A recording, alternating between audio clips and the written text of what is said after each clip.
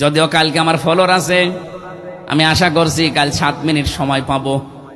কাল এই 15-20 সেকেন্ডের জন্য এটা তুলে ধরবো যে মাননীয় স্পিকার, যদিও নোটিশ দেওয়া লাগে, ওটা আবার পাশ করতে হয়, তারপরও কালকে সংসদে তুলবো ইনশাআল্লাহ, যে আমাদের দেশে 92% মুসলমান আমরা রাষ্ট্রীয়ভাবে নামাজ কায়েম চাই।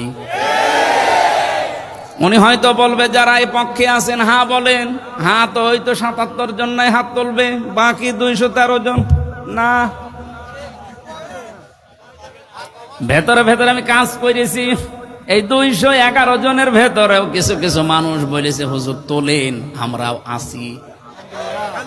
এরা যদি, আমার মনে হয় যতগুলো মানুষের সাথে যোগাযোগ করলাম, এ সবাই যদি কালকে কথাটা ঠিক রাখতে পারে, এটা হয়তো আগামীতে পাশ হবে।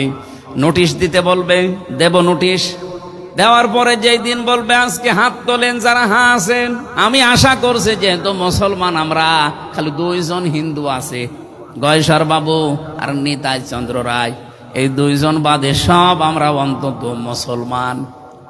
নারী হোক আর পুরুষ হোক সব আমরা মুসলমান।